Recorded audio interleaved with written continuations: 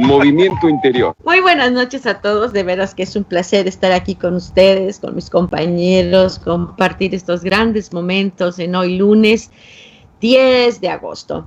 Y bien, fíjense que hace algunos años leí un libro de Cartolet que se llama Las mil caras del ego, que viene en un libro muy maravilloso que les voy a recomendar. El libro se llama La Tierra. Bien, nunca deja uno de aprender acerca de uno mismo cuando estás en la cuestión de querer hacer un cambio en tu vida, y que a veces son tantos los pensamientos que agobian nuestra mente, que no nos permite realmente escuchar nuestra voz interior. Nuestra intuición es algo que nacemos con ello, pero debido al miedo, ¿verdad? Al miedo que sentimos, el miedo siempre nos hace reaccionar, y nuestra mente se convierte en la mejor sala de discusión. Porque si te pones a escuchar la mente, vas a encontrar a alguien que te diga, no es cierto, o sea, es aquella voz que siempre está queriendo tener la razón, que busca la manera de pelear, de imponer tu razón a la de los demás, y realmente no estás poniendo atención y estás escuchando. Cada persona en este libro les quiero presentar este artículo que me gustó mucho acerca de lo que es el ego. El ego siempre va a responder, y si nosotros nos ponemos a escuchar nuestros pensamientos, se van a dar cuenta de que existe una gran discusión queriendo arreglar el mundo. Alguien te dice que sí, o simplemente cuando estás escuchando a alguien que está hablando, pues tu mente siempre va a estar diciendo, no es cierto, ya está diciendo puras mentiras, o va a decir el intelectual, no, es que posiblemente esto, o sea, siempre existen muchas voces. Y bien, un ego que desea algo de otra persona, ¿y cuál ego no lo desea? Generalmente representa algún tipo de papel afín de satisfacer sus necesidades. Trátese de una ganancia material, una sensación de poder o de superioridad, una sensación de ser especial o algún tipo de gratificación, ya sea física o psicológica. Por lo general, las personas no toman conciencia alguna de los personajes a los cuales representan. Son esos personajes. Algunos papeles son sutiles, otros son francamente manifiestos, salvo para la persona que las está representando. Algunos papeles solo tienen por objeto atraer la atención de los demás. El ego siempre se alimenta de la atención de los demás, la cual es, después de todo, una forma de energía psíquica. El ego generalmente ignora que la fuente de toda energía está en el interior, de manera que la busca externamente. El ego no busca atención informe de la presencia, sino alguna forma de atención, como el reconocimiento, la alabanza, la admiración, o sencillamente ser notado de alguna manera, para lograr que se reconozca su existencia. La persona tímida que teme despertar la atención de los demás no carece de ego. Tiene un ego ambivalente que teme y a la vez desea la atención de los demás. El temor es que la atención adopte la forma de desaprobación o crítica, es decir, algo que menoscabe su sentido de ser en lugar de engrandecerlo. Así, el temor de recibir atención es mayor que la necesidad de tenerla. La timidez suele ir de la mano con un concepto negativo de uno mismo. la idea de ser inadecuado. Toda noción conceptual del ser es verme. Cuando tú realmente te ves a ti mismo de tal o cual manera, es ego. Trátese de un concepto predominante positivo, o sea, soy el mejor, o negativo, no sirvo para nada. Detrás de todo concepto positivo de uno mismo, también existe el temor de no ser lo suficientemente bueno.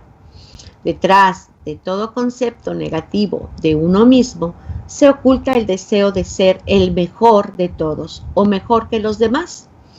Y bueno, detrás de esa sensación de superioridad del ego seguro de sí mismo y de la necesidad de conservar esa superioridad, está el temor inconsciente a la inferioridad. Y al revés, el ego tímido que se siente inferior tiene una fuente de deseo oculto de ser superior. Muchas personas fluctúan entre la sensación de inferioridad y de superioridad, dependiendo de la situación o de las personas con quienes entran en contacto. Lo único que necesitamos saber y observar es a uno mismo. Es lo siguiente: cada vez que te sientas superior o inferior a alguien, es problema de tu ego.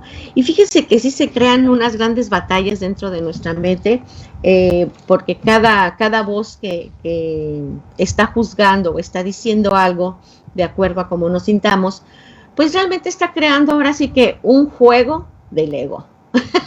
Así como Juego de Tronos, estas grandes guerras, así es, cada quien está persiguiendo, cada voz está persiguiendo es su deseo, complacer su deseo, el que sea reconocido, el que no vales, el que sí vales, en fin, pero todo existe dentro de tu cabeza. Y bien, aquí les traigo un cuentito acerca de un monje, y se llama El monje y el helado de chocolate. Es un cuento budista sobre el ego.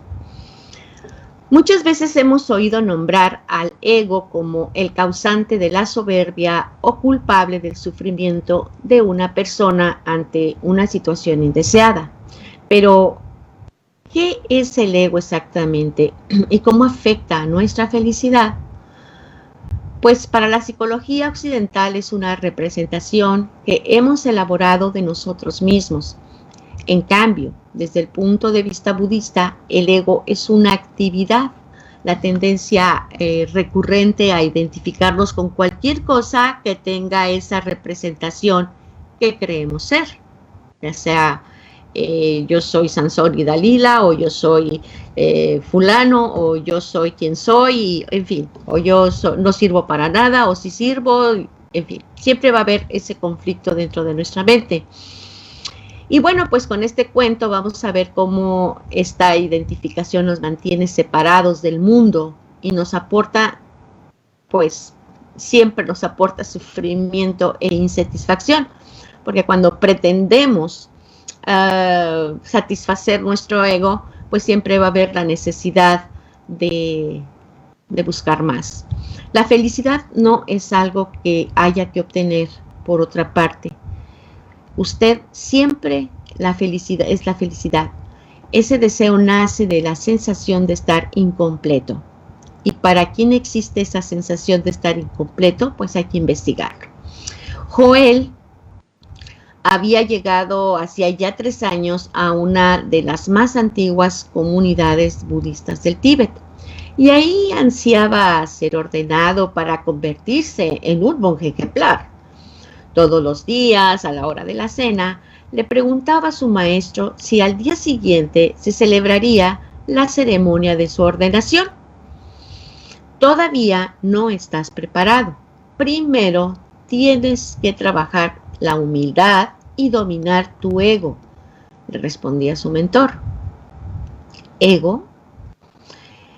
El joven no entendía por qué el maestro se refería a su ego. Pensaba que merecía ascender en su camino espiritual, ya que meditaba sin descanso y leía a diario las enseñanzas del Buda. Pero un día, al maestro se le ocurrió una manera de demostrarle a su discípulo que todavía no estaba preparado, y antes de dar comienzo a la sesión de meditación, anunció: quien medite mejor tendrá como premio un helado de chocolate, añadió el anciano. Y tras un breve alboroto, los jóvenes de la comunidad comenzaron a meditar. Joel se propuso ser el que mejor meditara de todos sus compañeros. De esta forma, le demostraré al maestro que estoy preparado para la ordenación y me comeré el helado, concluyó el discípulo. Joel consiguió centrarse en su respiración, pero al mismo tiempo visualizaba un gran helado de chocolate que iba y venía como subido en un columpio. No puede ser, tengo que dejar de pensar en el helado u otro lo ganará, se repetía. Con mucho esfuerzo, Joel lograba meditar por varios minutos en lo que simplemente seguía el compás de su respiración. Pero enseguida se imaginaba a uno de los monjes chuperreteando ese helado de chocolate. ¡Maldición! Debo ser yo quien lo consiga, pensaba el joven angustiado. Cuando la sesión finalizó, el maestro explicó que todos lo habían hecho bien, salvo alguien que había pensado demasiado en el helado, es decir, en el futuro. Joel se incorporó antes de decir: maestro, yo pensé en el helado, lo admito, pero ¿cómo puede saber que fui yo quien pensó demasiado? Bueno, pues no puedes saberlo, pero sí puedo ver que te has sentido tan aludido como para levantarte e intentar situarte por encima de tus compañeros. Así, querido Joel, es como actúa el ego. Se siente atacado, cuestionado, ofendido y pretende tener razón en el juego de ser superior a los demás. Aquel día, Joel aprendió que todavía le quedaba mucho camino por recorrer. Trabajó su humildad y los impulsos del ego. Vivió en el presente y no intentar quedar por encima de los demás. También entendió que no le convenía identificarse con sus logros. Así, con trabajo y paciencia, llegó el gran día. Fue aquel en el que el maestro llamó a su puerta para anunciarle que por fin estaba preparado para lo que tanto había ansiado. Cuando llegó al templo, no encontró a nadie, solo una pequeña tarima y sobre ella un helado de chocolate. Joel consiguió disfrutar del helado agradecido, sin sentirse decepcionado, y, bueno, a continuación ya lo ordenaron. Como bien, cada persona tiene su particular helado de chocolate, aquello que anhela conseguir. El problema reside en tener la mente puesta en él, impidiéndonos disfrutar del presente. Tendemos a confundir nuestros logros con nuestra valía e identificarnos con ellos. El ego se encarga de empujarnos a desear quedar por encima de los demás y ofendernos si alguien nos señala algún fallo. Si logramos detectar nuestro ego y desactivarlo, automáticamente vamos a abandonar esa necesidad de criticar, discutir, competir o juzgar. Así nos deshacemos del papel de víctima del sufrimiento que conlleva no cumplir con las demandas del ego.